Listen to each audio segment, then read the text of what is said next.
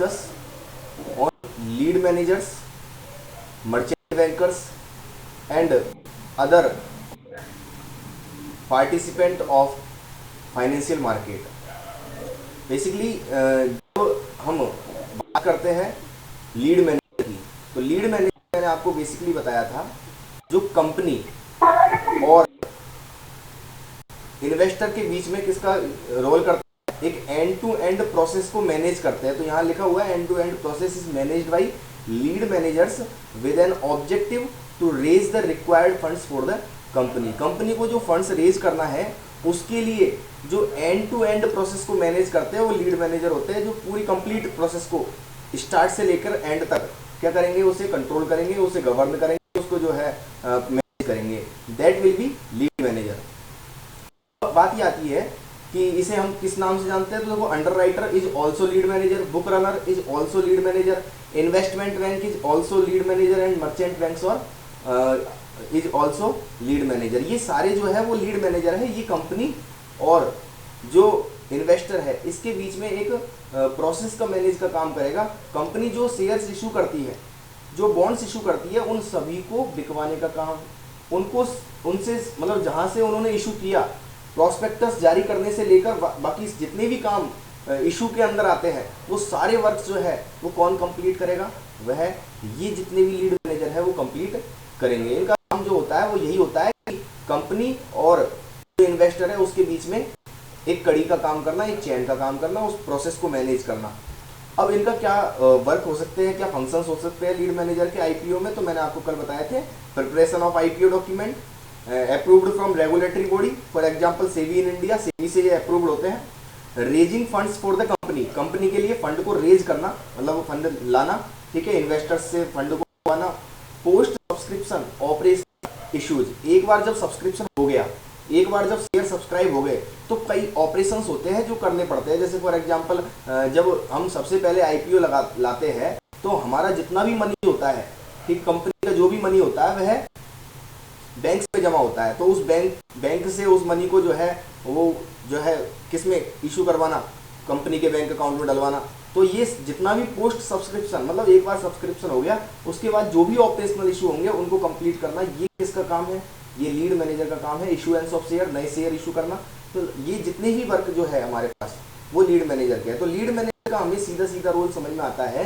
Lead manager क्या करता है, एंड टू एंड प्रोसेस को मैनेज करता है। किसकी प्रोसेस को, इन्वेस्टर और कंपनी के बीच में जो रेजिंग फंड्स की जो क्या होती है, प्रोसेस होती है, उसकी सारी जो सब प्रोसेस होती है उन सभी को मैनेज जो करेगा वह कौन करेगा, लीड मैनेजर करेगा। अभी हम लीड मैनेजर का जो मीनिंग हमने समझा, इसके अलावा हम समझ सकते हैं ब्रोकर एंड डीलर।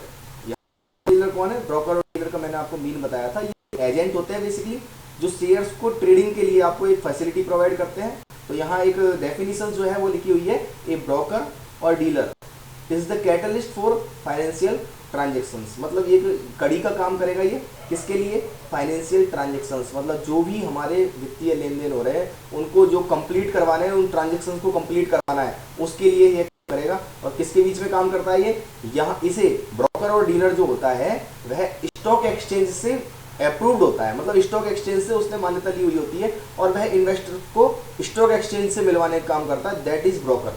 तो यहाँ पर आज यदि मान लीजिए मुझे कंपनीज के शेयर खरीदने हैं तो मैं स्टॉक एक्सचेंज में सीधा नहीं जा सकता, किसी स्टॉक एक्सचेंज में सीधा चल जाऊंगा। मुझे उसके लिए किसकी जरूरत पड़ेगी, एक ब्रोकर की, एक दलाल की आवश्यकता पड़ेगी, चाहे वह बायर हो चाहे वो सेलर हो। यहाँ पर या तो ये बायर हो या फिर ये सेलर हो, दोनों को ही किसकी जरूरत पड़ेगी, ब्रोकर की जरूरत पड़ेगी स्टॉक एक्सचेंज से मिलने के लिए। मतलब स्टॉक एक्सचेंज बेसिकली क्या है, मार्केट है जहाँ परचेज ऑफ सिक्योरिटीज होता है और सेल ऑफ सिक्योरिटीज होता है। बट उस मार्केट तक पहुंचने के लिए आपको किसकी जरूरत पड़ेगी, ब्रोकर की जरूरत पड़ेगी, एक एजेंट की जरूरत पड़ेगी। और इन एक्सचेंज के ऊपर भी कौन होता है, रेगुलेटरी बॉडीज होती है स्टॉक एक्सचेंज को जो रेगुलेट करती है। जैसे हम यहाँ इंडिया के अंदर स्टॉक एक्सचेंज को कौन रेगुलेट करता है, सेबी रेगुलेट करता है, securities exchange board of India जो है यहाँ रेगुलेट करता है। ब्रोकर का जो वर्क है वो कैसे चलता है, कैसे उसका एक प्रोसीजर होता है उसे हम समझ सकते हैं यहाँ पर कि क्लाइंट जो है वो अपनी जगह पर है यहाँ पर, फिर जो है सिक्योरिटीज की ट्रेडिंग जो हो रही है, ठीक है, वो उसके लिए कौन वर्क कर रहा है, ये जितने भी ब्रोकर या डीलर्स हैं वो यहाँ पर वर्क कर रहे हैं, किसके लिए? सिक्योरिटीज़ के ट्रेडिंग के लिए। मतलब ब्रोकर का सीधा सीधा मतलब एजेंट, जो कि वर्क करेगा, ये सिक्योरिटीज़ की ट्रेडिंग के लिए कंपनीज और इंडिविजुअल्स के बीच में क्या करेगा? एक का काम करेगा, एक एजेंट का काम करेगा, और वो स्टॉक एक्सचेंज से मान्यता प्राप्त होगा, स्टॉक एक्सचेंज की सिक्योरिटीज को बिकवाने का या खरीदवाने का काम करेगा, परचेज एंड सेलिंग का काम करेगा। फंक्शंस ऑफ डीलर आपको यहाँ पर लिखे हुए हैं, कौन से ब्रोकर या डीलर के वर्क हो सकते हैं। तो फर्स्ट वर्क जो है आपको समझ में आता है, advisory and investment management service. पहला वर्क जो होता है उसका इन्वेस्टमेंट मैनेजमेंट सर्विस होती है, और एडवाइजरी मतलब वो सलाह देगा। बट ज़्यादातर ब्रोकर सलाह जो है वो उनके लिए अलग से उन्होंने अपना एक स्टैक बना लेते हैं। जैसे फॉर एग्जांपल आपको मैं बताता हूँ, आईसीआईसीआई जो बैंक है वह ब्रोकर का काम भी करती है। उसने इसके लिए आईसीआईसीआई डायरेक्ट नाम से एक सुविधा प्रारंभ करती है, वह डीमेट अकाउंट खोलती है लोगों का। डीमेट अकाउंट बेसिकली क्या होता है? जब भी आपको सिक्योरिटीज परचेज करनी होती है, शेयर्स परचेज करने होते हैं, तो आपको डीमेट अकाउंट में ही आपके शेयर्स जमा होते हैं। तो डीमेट अकाउंट की सुविधा प्रदान करती है, और साथ ही साथ आपको इन्वेस्टमेंट मैनेजमेंट सर्विस प्रोवाइड करती है। आप अपने पोर्टफोलियो को मैनेज कर सकते हो। Portfolio mean bunch of shares, bunch of bonds, that is portfolio. तो पोर्टफोलियो को आप मैनेज कर सकते हो अपने इन्वेस्टमेंट को। साथ ही साथ वो आपको सलाह भी देगी कौन से शेयर्स आप खरीदो। टाइम टू टाइम वो एनालिसिस करके आपको सलाह देती है। अब सलाह यदि देनी है उसे, तो उसे क्या करना पड़ेगा? रिसर्च करना पड़ेगा। तो सेकंड वर्क उसका क्या दिखाई देता है आपको? रिसर्च। जो भी एडवाइजरी वो देगी उसके लिए रिसर्च करना पड़ेगा। तो उसने रिसर्च लगा रखे होते हैं जो फाइनेंस रिसर्च करते हैं, जो कि फंडामेंटल एनालिसिस करते हैं कंपनीज का, और उस फंडामेंटल एनालिसिस के आधार पर, टेक्निकल एनालिसिस के आधार पर क्या देते हैं? आपको सलाह देते हैं, एडवाइस देते हैं कि which shares to be purchased और which shares to be sold. That advice will be get from dealer और ब्रोकर। मैंने आपको बताया आईसीआईसीआई डायरेक्ट यहाँ पर आपका एग्जांपल हो सकता है। इसके अलावा एग्जीक्यूटिंग ऑर्डर्स एंड सेटलमेंट, आप जो भी ऑर्डर दोगे उन सबको एग्जीक्यूट करवाना, उनको कंप्लीट करवाना। एंड सेटलमेंट, कंप्लीट सेटलमेंट का मतलब ये होता है कि आपका सेटलमेंट जब वर्ड यूज होता है तो इसलिए यूज होता है कि आपके बैंक से यदि आपने परचेज किया है तो आपके बैंक से मनी को काटना, डिडक्ट करना, और सामने वाले के पास जिसने शेयर्स बेचे, ठीक है, उस तक मनी को पहुंचाना, और जिसने शेयर बेचे उससे शेयर लेकर और जिसके पास जिसने खरीदे उस तक पहुंचाना उसके डीमेट अकाउंट में। तो ये कंप्लीट सेटलमेंट होता है। सेटलमेंट चैनल जो होता है वो इस तरीके से होता है कि आपने शेयर्स परचेज किए, सामने वाले ने शेयर सेल किए, सामने वाले को मनी मिलेगा, आपको आपके यहाँ से मनी आउटफ्लो होगा। तो ये आउटफ्लो इनफ्लो शेयर्स का और बैंकिंग जो हमारे पास मनी है उसका, ठीक है, वो दोनों जो कंप्लीट होगा उसे हम कहेंगे सेटलमेंट। तो ये कंप्लीट सेटलमेंट करवाना ट्रांजेक्शन का, ये किसका वर्क है? ब्रोकर का वर्क है। Liaison with stock exchange, stock exchange के साथ लाइजनिंग रखना, मतलब उसके साथ अपने आप में संबद्ध बनाए रहना, उसके साथ अप्रूवल बनाए रखना उसके साथ हमेशा। और अंतिम जो है डिस्ट्रीब्यूशन ऑफ फाइनेंशियल प्रोडक्ट, मतलब जितने भी फाइनेंशियल प्रोडक्ट है, ठीक है, फाइनेंशियल प्रोडक्ट का मतलब शेयर्स है, ये सब जो है उन सब का डिस्ट्रीब्यूशन करना, उन सबको जो है मतलब परचेज और सेल की सुविधा प्रदान करना, उन सब का डिस्ट्रीब्यूशन जो है वो यहाँ पर जो है किसका वर्क होता है?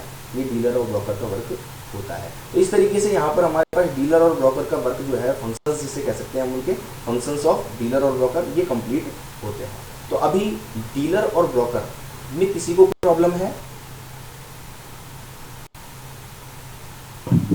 सर ये लाइसेंस विद स्टॉक एक्सचेंज क्या था? लाइसेंस विद स्टॉक एक्सचेंज का मतलब है उसके साथ संबद्धता बनाए रखना, उसके साथ हमेशा जुड़े रहना, क्योंकि स्टॉक एक्सचेंज से ही तो परचेज सेल होगा।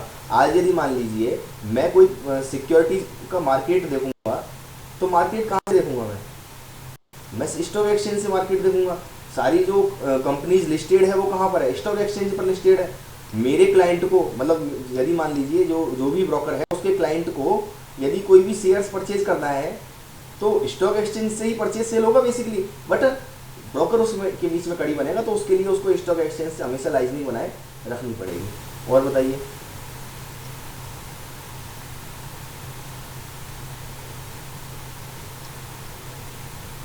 Any other problem? ओके,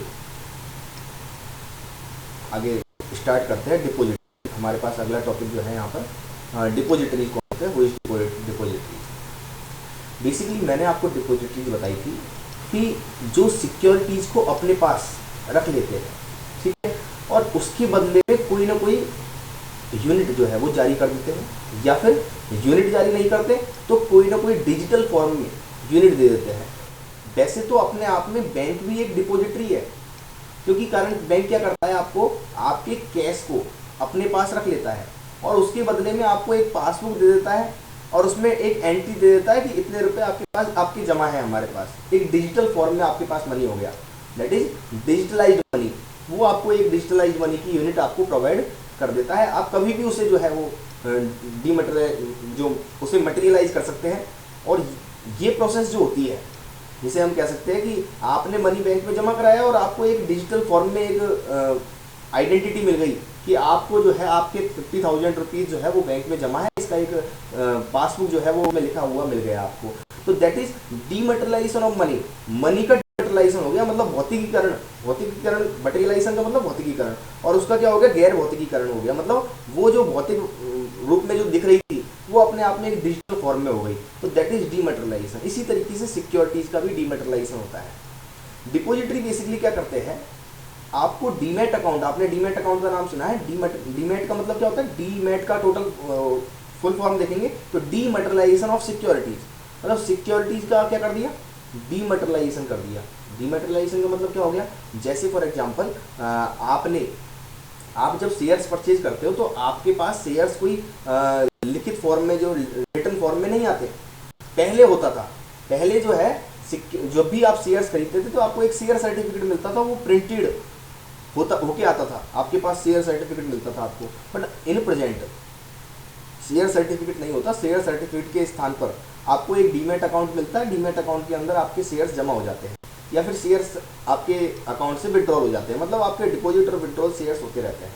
तो शेयर सर्टिफिकेट को जो है डीमटेरियलाइज फॉर्म में, मतलब उसको डिजिटल फॉर्म में एक तरीके से आपको मिल रहा है, तो that is dematerialisation of securities. और डीमटेरियलाइजेशन ऑफ सिक्योरिटी का जो वर्क करता है उसे हम कहते हैं डिपॉजिटरी, जो अपने पास शेयर रख के आपको एक डिजिटल फॉर्म दे देगा, एक डिजिटल आइडेंटिटी दे देगा उस शेयर सर्टिफिकेट की। तो यहाँ पर एक डेफिनेशन इसकी लिखी हुई है, a depository is a specialist financial organisation holding securities such as shares either in certified और अनसर्टिफिकेटेड फॉर्म। मतलब अपने पास सर्टिफाइड या अनसर्टिफिकेटेड फॉर्म में क्या रखेगा, शेयर्स को रखेगा, और उसके बदले में आपको डीमटेरियलाइज फॉर्म में क्या दे देगा, एक आइडेंटिटी दे देगा। That is called as depository. उसे हम यहाँ डिपॉजिटरी कहेंगे। आप देख सकते हैं यहाँ की प्रोसेस को, इन्वेस्टर्स जो है वो सिक्योरिटीज डिपॉजिटरी को दे रहे हैं और उसके बदले में उनको क्या मिल रही है, एक सर्टिफिकेटेड और अनसर्टिफिकेटेड फॉर्म, एक डीमटेरियलाइज फॉर्म में उसको मिल रहा है। इसका गोल क्या है, इसका गोल सीधा सीधा आपको समझ में आता है कि ट्रांसफर जो है ईजी हो जाए। अब यदि मान लीजिए आपको शेयर्स सेल करने हैं, अब आप अपने सर्टिफिकेट को, यदि मटेरियलाइज फॉर्म में यदि आपके पास सर्टिफिकेट होता, शेयर सर्टिफिकेट होता हाथ में, ठीक है, और उसको लेकर आप जो सेल करने जाते हैं, फिर परचेज करने जाते हैं। तो अब यदि मान लीजिए हैदराबाद का आपका परचेजर है और आप गंगापुर सिटी के अंदर से शेयर्स सेल करना चाहते हैं, तो हैदराबाद आप सर्टिफिकेट को भेजोगे, फिर जो है वो बिकेगा। तो ये जो है एक बहुत बड़ा प्रोसेस हो जाएगा। और यदि ये डिजिटल है, उसको एक आइडेंटिटी मिली हुई है, डिजिटल आइडेंटिटी मिली हुई है, तो उसका प्रोसेस जो है, ट्रांसफ़र जो है बहुत इजी हो जाएगा। जैसे बैंक में आप यदि आप नॉर्मल कैश को यदि ट्रांसफ़र करो किसी एक जगह से दूसरी जगह, तो बहुत ज़्यादा आपको लेबरियस वर्क हो जाएगा। बट यदि मान लीजिए आप क्या करो, बैंकिंग चैनल से उसे ट्रांसफ़र करो, डीमटेरियलाइज फॉर्म में उसको ट्रांसफ़र करो, तो आप बहुत अच्छी तरीके से, बहुत आराम से, ईजीनेस से उसे ट्रांसफ़र कर सकते हो। Easy transfer of ownership through a book entry rather than A transfer of physical certificate. केवल मात्र बुक एंट्री से केवल मात्र आपको बुक एंट्री करनी पड़ेगी, उससे आपका ट्रांसफर जो है सिक्योरिटीज का हो जाएगा। That is goal of depository. तो ये समझ में आता है। आगे हमारे पास फीचर्स ऑफ डिपॉजिटरी यहाँ समझ सकते हैं हम। ये एज ए बैंक की काम करते हैं, जो समझ सकते हैं आप कि कोई इन्वेस्टर जो है, इन्वेस्टर से सिक्योरिटीज ले लेगा और उसके बदले में उसके अकाउंट में ट्रांसफर सिक्योरिटीज बिटवीन अकाउंट्स, उन सिक्योरिटीज को किसको दे देगा, अकाउंट्स में दे देगा, उनके एक डीमैट अकाउंट जिसे हम कह सकते हैं, डीमटेरियलाइज्ड अकाउंट जो है उसके अंदर डिपॉजिट रहेगा। यहाँ depository hold securities in accounts for its client के लिए सिक्योरिटीज रखता है। A depository transfer securities between accounts.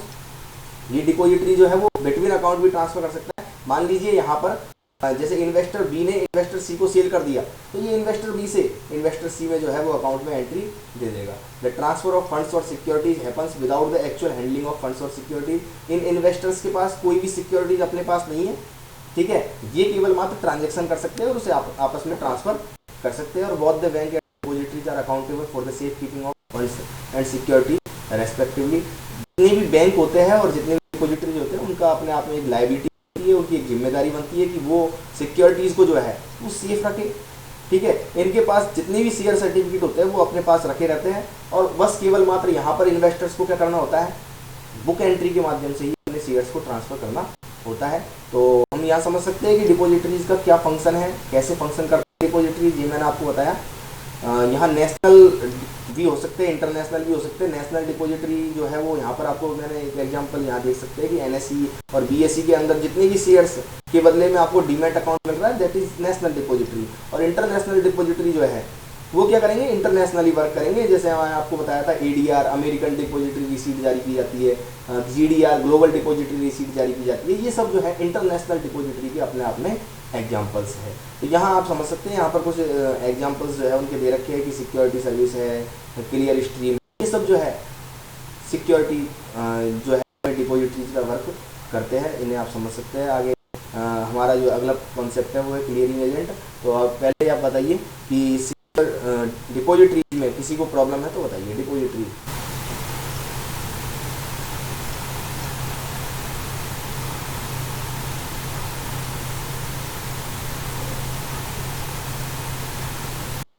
is there any problem in depository? Not any problem?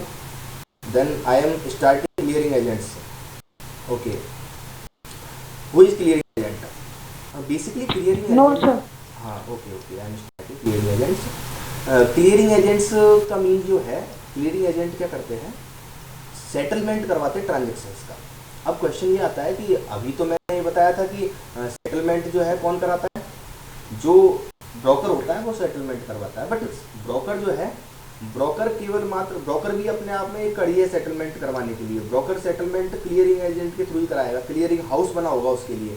Clearing house जो है, जो मैंने आपको वर्क बताया वो क्लियरिंग हाउस ही करेगा, बट उसको हमको ब्रोकर करवाएगा। उससे ब्रोकर जो है उसको सारी सूचना देगा उसके लिए कि भाई ये सूचना है हमारे पास, ये सूचनाओं से, इस सूचनाओं से आप क्लियरिंग कीजिए। जैसे फॉर एग्जांपल ब्रोकर के पास, अभी देखिए बायर का ब्रोकर अलग हो सकता है और सेलर का ब्रोकर अलग हो सकता है।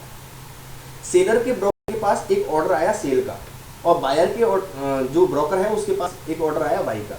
ठीक है, दोनों का जो ट्रांजेक्शन है वो अपने आप में क्या हो गया, एग्जीक्यूट हो गया। ट्रांजेक्शन एग्जीक्यूशन का मतलब क्या है कि बायर ने जो सिक्योरिटीज परचेज करनी थी, सेलर ने वही सिक्योरिटी सेल की और आपस में ट्रांजेक्शन एग्जीक्यूट हो गया। मतलब बायर और सेलर का अपने आप में एक कॉन्ट्रैक्ट बन गया और कॉन्ट्रैक्ट नोट तैयार हो गया। जब भी सिक्योरिटीज का कोई भी ट्रांजेक्शन एग्जीक्यूट होता है तो एग्जीक्यूशन के बाद उस समय एक कॉन्ट्रैक्ट नोट तैयार होता है जिसके अंदर लिखा होता है कि आपको, आपके बीच में ये ट्रांजेक्शन हो चुका है और ये कॉन्ट्रैक्ट बन चुका है कि आपको इतनी बाई करनी है, इतनी आपको सेल करनी है। सेलर के लिए सेल का एग्रीमेंट हो गया और बाई के लिए बाई का एग्रीमेंट हो गया अपने आप में।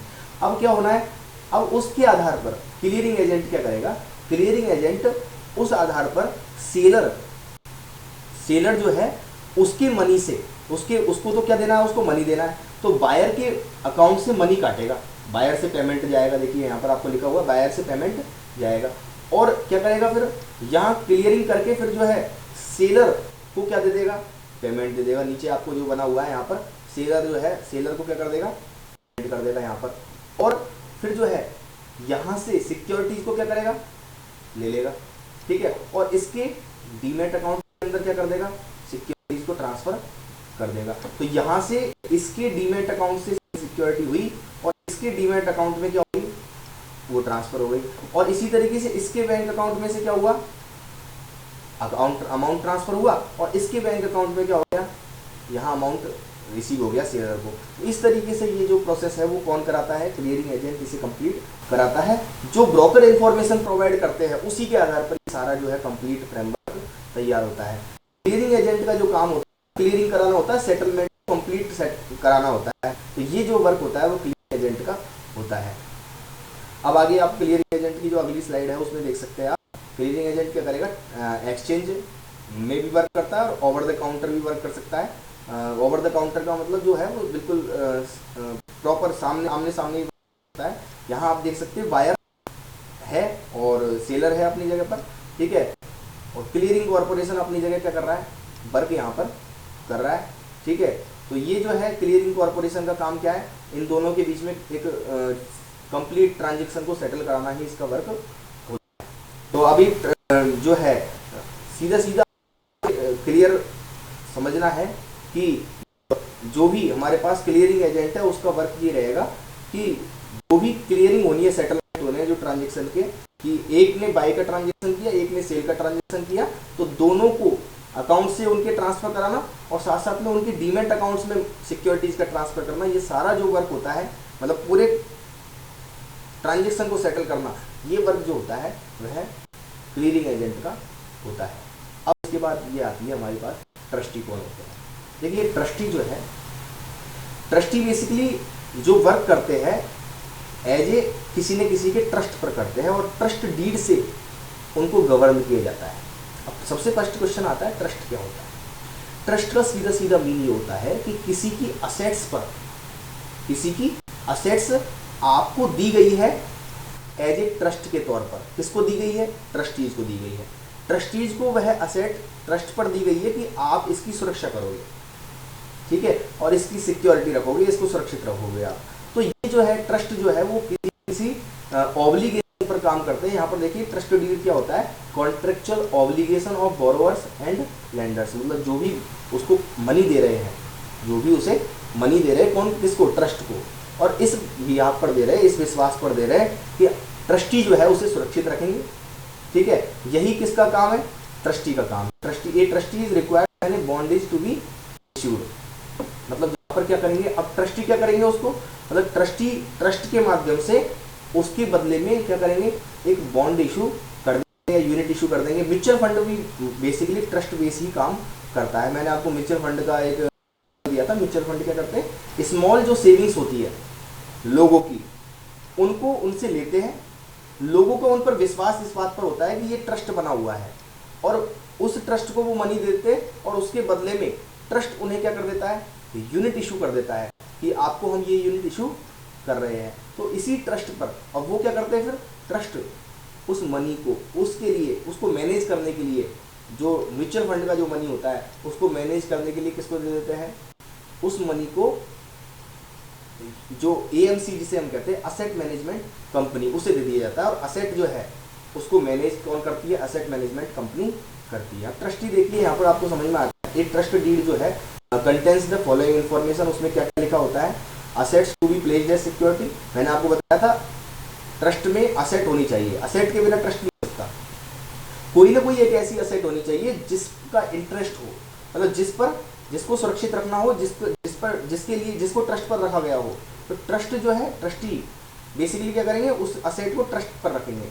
प्रिंसिपल रीपेमेंट टर्म्स, उसकी एक टर्म्स होगी कि इतने दिन में उसको पेमेंट होगा। ठीक है, rights of creditor in case of default, यदि मान लीजिए ट्रस्ट कोई डिफॉल्ट करता है तो उस केस में क्रेडिटर्स के क्या राइट होंगे। Bond holders details who are many and dispersed, मतलब उनकी डिटेल रखना, जो जितने भी बॉन्ड होल्डर्स है, जो जिन्होंने भी मनी जो है वो उनको दे रखा है, वो सारा जो है उनकी डिटेल रखना। Restrictions imposed on the borrower usually referred to as the convenient and creditors protection with regard to future additional borrowing by borrower, mean जितनी भी मतलब मनी मिल रहा है आपको, उस सब के लिए क्रेडिटर का प्रोटेक्शन करना। Interest payment terms, coupon rate and when payable, मतलब जब भी इंटरेस्ट का पेमेंट करना उस समय इंटरेस्ट का पेमेंट करना। इन सब का जो बेसिकली हम शॉर्ट स्मॉल करें या फिर समरी करें इसकी, तो हमें समझ में आता है कि बेसिकली ट्रस्ट का काम करेगा यहाँ पर, जो भी मनी ट्रस्टीज को दिया गया है उस मनी को सुरक्षित रखेगा, टाइम टू टाइम उस पर इंटरेस्ट भी देगा, टाइम टू टाइम सुरक्षा भी रखेगा, उनकी क्रेडिटर्स की राइट को भी प्रोटेक्ट करेगा। ठीक है, time to time principal repayment terms को भी फॉलो करेगा। ठीक है, जो भी हमारे पास जो शर्तें लगाई गई है, टर्म्स एंड कंडीशन लगाई गई है, उनको फॉलो करेगा। तो ये जितनी भी सारी चीज़ें हैं ये ट्रस्ट डीड में लिखी हुई होगी पहले ही। जो ट्रस्ट डीड बनेगी, जो डीड कहते हैं हम जिसे, ठीक है, जिसके अंदर ट्रस्ट के बारे में सब कुछ लिखा होता है कि ये असेट की सुरक्षा होगी और इस असेट की सुरक्षा इस तरीके से होगी और इस पर इतना इतना इंटरेस्ट इसमें मिलेगा, वो सारा कुछ जो है वह ट्रस्ट के अंदर, ट्रस्ट के अंदर लिखा होता है, ट्रस्ट डीड के अंदर। और ट्रस्ट होता है उसकी सुरक्षा के तौर पर काम करता है। तो hence A trustee is appointed to protect and enforce the right of the bondholders as contained in the trust deed। मतलब ट्रस्ट डीड में जो राइट्स दिए गए हैं बॉन्ड होल्डर्स को, जिनकी असेट रखी हुई है, ठीक है, उनको सुरक्षित रखना, उनको सुरक्षित करना, प्रोटेक्ट करना, and enforce the right of the bond holders, ये जो है किसका काम होता है? ट्रस्टी का काम करता है। और ये मैनेज किससे होते हैं? ट्रस्ट डीड से मैनेज होते हैं। तो ये ट्रस्ट डीड जो है वह किस काम से आती है? यह ट्रस्टीज को मैनेज करेगी, ट्रस्टीज को अपने लायबिलिटी बताएगी, और किसको? जो बॉन्ड होल्डर्स है उनको अपना राइट बताएगी। मतलब ट्रस्टीज को तो ये क्या बताएगी? उनकी लायबिलिटी, कि आपकी लायबिलिटी ये है, आपके दायित्व है किसके प्रति? बॉन्ड होल्डर्स के प्रति। और बॉन्ड होल्डर्स को क्या बताएगी ये? कि बॉन्ड होल्डर्स की राइट है, ठीक है, और इन राइट्स को जो है ट्रस्टीज को जो है वो फॉलो करना है। तो ये जो कंप्लीट दोनों के बीच में जो कंप्लीट कॉन्ट्रैक्ट हो रखा है, ये ट्रस्ट डीड के माध्यम से होता है, और जो कॉन्ट्रैक्ट करता है उसे ट्रस्टी यहाँ पर कहते हैं, और बॉन्ड होल्डर्स की राइट को प्रोटेक्ट करने के लिए ट्रस्टी होते हैं। अब आगे बात आती है रजिस्ट्रार। रजिस्ट्रार कौन होते हैं?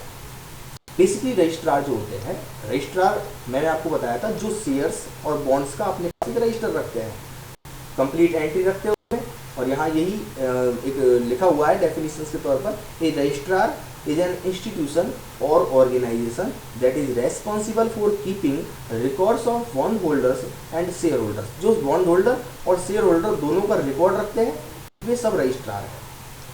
कस्टोडियन मैंने आपको बताया, कस्टोडियन कौन है? कस्टोडियन बेसिकली जो कस्टडी में रखता है किसको? सिक्योरिटीज को अपनी कस्टडी में रखते हैं, ठीक है, उसे हम कस्टोडियन कहते हैं। अब देखिए, custodian bank, simply custodian specialised financial institution responsible for safeguarding a firms और इंडिविजुअल्स फाइनेंशियल असेट। आपकी फाइनेंशियल असेट का मतलब क्या है? सिक्योरिटी। और उस सिक्योरिटी को क्या करेगा? वो सेफ गार्ड रखेगा, सुरक्षित रखेगा, अपने पास कस्टडी में रखेगा उसे। तो एक custodian is not necessary engage in traditional commercial और कंज्यूमर रिटेल बैंकिंग। ये जितने भी कस्टोडियन होते हैं, ये किसी रिटेल बैंकिंग में या फिर ट्रेडिंग में एक्टिव नहीं होते। इनका बस काम कितना सा होता है कि कस्टडी में रखना, सिक्योरिटीज को कस्टडी में रखना ही इनका काम होता है। Global custodian safe keep assets for their clients in multiple jurisdictions around the world using their own local branches और अदर लोकल कस्टोडियन बैंक्स। जो ग्लोबल कस्टोडियन होते हैं वो पूरे विश्व भर के अंदर ग्लोबली कहीं सभी जगह सुविधा प्रदान करते हैं, सर्विस प्रोवाइड करते हैं, किसकी? कस्टडी की। शेयर मतलब आप सिक्योरिटीज को उनके पास कस्टडी में रख सकते हैं, वो खुद भी अपनी ब्रांच स्थापित कर सकते हैं, या फिर जो है अदर कस्टोडियन बैंक से जो है कांटेक्ट करके आपको ये सर्विस प्रोवाइड कर सकते हैं। That is global custodian. ये आपके पास कंप्लीट यहाँ पर होता है। ये जो है हमने अभी जो कंप्लीट किया, ये फाइनेंशियल पार्टिसिपेंट थे। ये सारे जो हमने पढ़े वो सब फाइनेंशियल पार्टिसिपेंट थे, चाहे वो कस्टोडियन हो, चाहे वो रजिस्ट्रार हो, चाहे हमने जो मर्चेंट बैंकर हो, चाहे वो लीड मैनेजर हो। ये जितने भी हमने पढ़े वो सब क्या है? ये सब फाइनेंशियल पार्टिसिपेंट हैं, जो कि फाइनेंशियल सिस्टम के अंदर पार्टिसिपेंट का वर्क करते हैं, सर्विस प्रोवाइड करते हैं। ये सब जो है हमने फाइनेंशियल पार्टिसिपेंट के बारे में जाना। अब बात ये आती है कि रेगुलेटरी एजेंसीज कौन कौन सी है जो फाइनेंशियल सिस्टम को रेगुलेट करेगी। तो हमें यहाँ समझ सकते हैं हमारे देश के अंदर जो फाइनेंशियल सिस्टम को रेगुलेट करती है, यदि हम कैपिटल मार्केट को जो रेगुलेट करती है वो कौन है? ये हमारे देश के अंदर रेगुलेट करती है। अब यहाँ आपको देख सकते हैं कि फाइनेंशियल रेगुलेटर जो है यूएस में सिक्योरिटीज एंड एक्सचेंज कमीशन है, इंडिया में securities and exchange board of India जिसे हम सेबी कहते हैं, यूके, हांगकांग, सिंगापुर, ब्राज़ील और सभी देशों में अलग अलग जो उनके देश के अनुसार जो रेगुलेशन है उसके अकॉर्डिंग वहाँ पर क्या बने हुए हैं? रेगुलेटर बने हुए हैं। क्या करते हैं? ये मार्केट को वॉच करते रहते हैं, और ये मार्केट वॉच डॉग्स है, मतलब एक तरीके से रखवाली वाले करने वाले कुत्ते के समान है ये। मतलब एक तरीके से हमेशा देखते रहते हैं किसको? मार्केट को वॉच करते रहते हैं कि मार्केट में कोई गलत काम तो नहीं हो रहा है, कोई ना कोई रॉन्ग प्रैक्टिसेस जो है, मार्केट जो है किसी प्रकार से मार्केट के अंदर प्रिवेल तो नहीं होती है। रेगुलेटरी एजेंसी का ये काम होता है। अब आप समझ सकते हैं कि ये जितने भी होते हैं ये रेस्पॉन्सिबल होते हैं किसके लिए? कि ट्रांसपेरेंसी बने रहे मार्केट में प्रोटेक्शन होता रहे किनका? राइट्स का। किसके राइट का प्रोटेक्शन? जो इन्वेस्टर है उसके राइट्स का प्रोटेक्शन होता रहे। ये सबसे मेन फंक्शन जो है ना किसका होता है? रेगुलेटरी एजेंसीज का होता है। रेगुलेटरी जो हमारे पास फाइनेंशियल रेगुलेटर्स जो होते हैं उनका होता है। To provide investor protection and to ensure smooth functioning of financial market, मतलब फाइनेंशियल मार्केट जो है वो स्मूथ फंक्शन करे, और साथ साथ में इन्वेस्टर जो है उसका जो भी मनी है, जो भी उसके पास इन्वेस्टमेंट है, उसका क्या होना चाहिए, प्रोटेक्शन होना चाहिए, उसको सुरक्षा मिलनी चाहिए। आज आप देख सकते हैं कि हमारे देश के अंदर अभी जैसे सहारा जो कंपनी थी उस पर सेबी ने शिकंजा कसा, क्यों कसा? तो कारण वो जो है इन्वेस्टर्स मनी को जो है वो कहीं ना कहीं गलत उपयोग कर रहे थे, रॉन्ग यूज कर रहे थे, तो उन्होंने जो है उस पर शिकंजा कसा, और शिकंजा कसते हुए फिर बाद में जो है उसके इन्वेस्टर्स के राइट का प्रोटेक्शन किया। ऐसी बहुत सी कंपनी जो है जिन्होंने इन्वेस्टर से मनी लिया और मनी लेकर जो है उसको जो है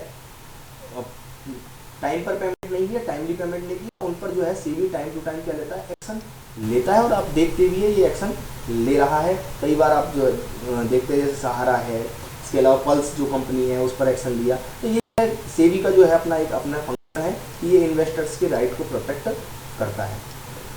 ये क्या करता है, इसके लिए इस फंक्शंस को पूरा करने के लिए, मतलब ये रेगुलेटरी एजेंसी को इसके लिए क्या करना पड़ता है, सुपरवाइज करना पड़ता है functions of all market participant, जितने भी फाइनेंशियल मार्केट के पार्टिसिपेंट हैं उन सबको सुपरवाइज करना पड़ता है, टाइम टू टाइम उन्हें देखना होता है, जांच करनी होती है। To build confidence in investors में उसे कॉन्फिडेंस बनाना पड़ता है कि मार्केट जो है वो सही है, आप मार्केट में इन्वेस्ट करो। यदि यस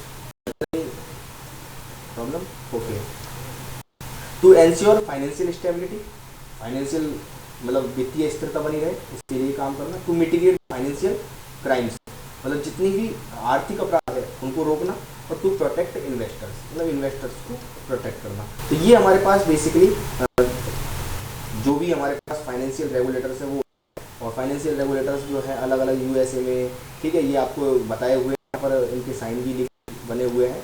ये जो है मेजर फाइनेंशियल रेगुलेटर्स है जो इंडिया के अंदर आप देख सकते हैं, आरबीआई, सेबी, इसके हम देखते हैं आईआरडीए भी अपने आप में इंश्योरेंस को रेगुलेट करने वाला है, फॉरवर्ड मार्केट कमीशन जो फॉरवर्ड मार्केट को क्या करता है, रेगुलेट करता है। इसके अलावा पीएफ